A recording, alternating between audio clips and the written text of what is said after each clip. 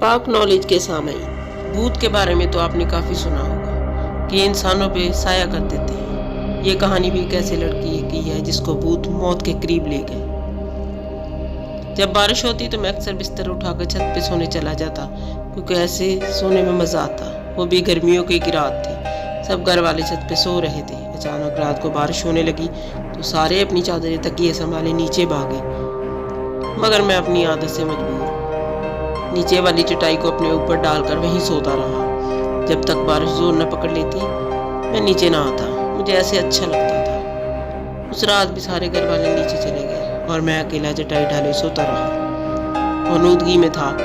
अचानक मुझे दो बिल्लियों के जोर से लड़ने की आवाज़ें आईं। लड़ते हुए उनकी आवाज़ें बहुत बुरी लग रही थी। वो लड़ते हुए छत की चारदीवारी पे दौड़ रही थी और आवाज़ें इतनी भयानक थी कि मत पूछे।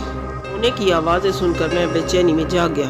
पहले सोचा कोई जूता उठाकर इनको भगा दूं, फिर सोचा मैं अंधेरे में कहाँ जूता ढूंढूं, थोड़ी देर में लड़कर खुद ही थक जाएंगी और चली जाएंगी। मैं दोबारा औनूदगी में चला गया। मेरी चारपाई के नीचे से बिल्ली के गुर्राने की आवाज़ आई। मैंने चारपाई के नीचे झांका, मगर वहाँ कुछ न था। इधर उधर नजर दौड़ाई, मगर वहाँ कोई भी न था। मैंने सोचा शायद मेरे उठते ही इसने साथ वाले घर में छलांग मार दी। मैंने जूता अपने पास रख लिया, अब अगर आए तो इसको नहीं छोड़ूंगा। मैं दोबारा लेट गया और खुद को पुरसकून करते करते थोड़ी देर बाद दोबारा नींद में चला गया। आंख तब खुली जब बिल्ली की गुर्राने की आवाज़ मैंने अपनी चारपाई की सीधी तरफ से महसूस की।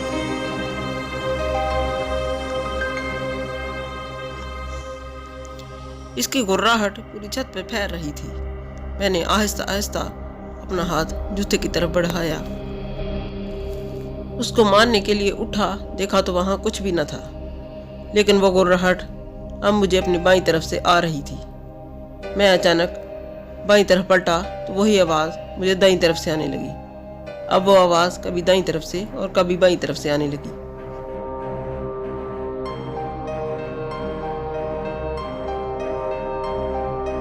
कभी दूर जाती हुई आवाज आती और कभी करीब से आने लगती।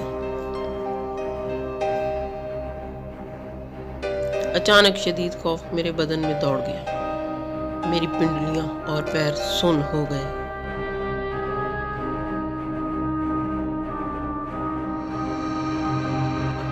कुछ गड़बड़ है। अचानक मैंने देखा कि एक स्याह बिल्ली दीवार पर बैठी सुर्ख आंखों से मुझे घूर रही थी। इसकी आंखें अंगारों की तरह दहक रही थी। मैं कांपते हुए उसे देख रहा था। इतनी हिम्मत न थी कि मैं भाग खड़ा हूँ।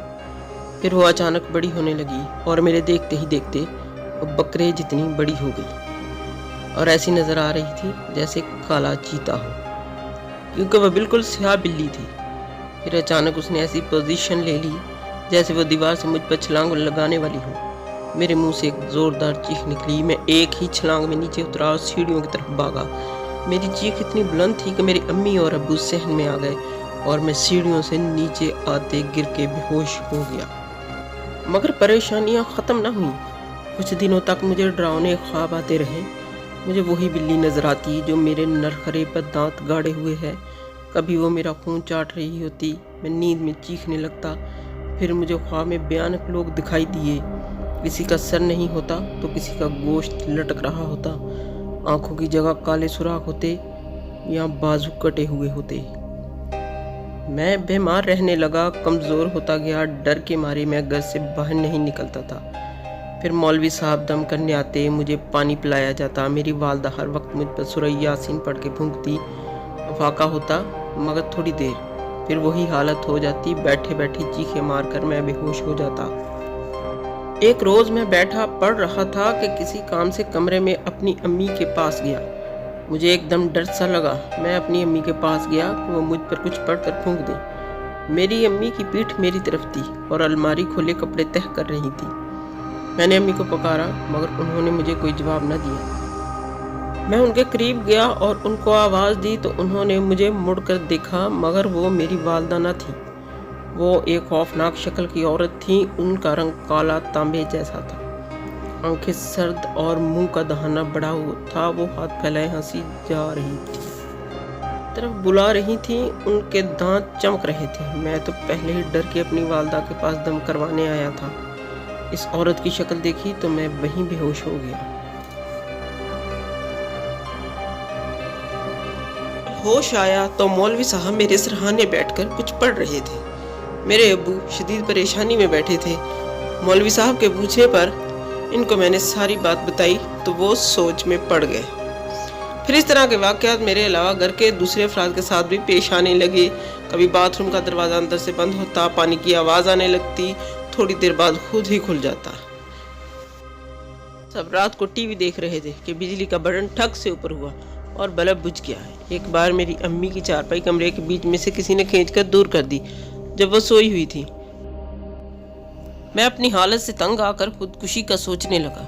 एक दिन हमारे मौलवी साहब अपने साथ एक बुजुर्ग को ले आए और बताया कि ये मेरे मुर्शिद हैं। वो बुजुर्ग सफ़ेद कपड़ों में थे, सफ़ेद अमामा था, चेहरे पर सफ़ेद दाढ़ी थी और माथा ऐसे चमक रहा था जैसे रोशनी फूट रही हो। उन्होंने मेरे माथे पे हाथ रखा और मैं रो पड़ा।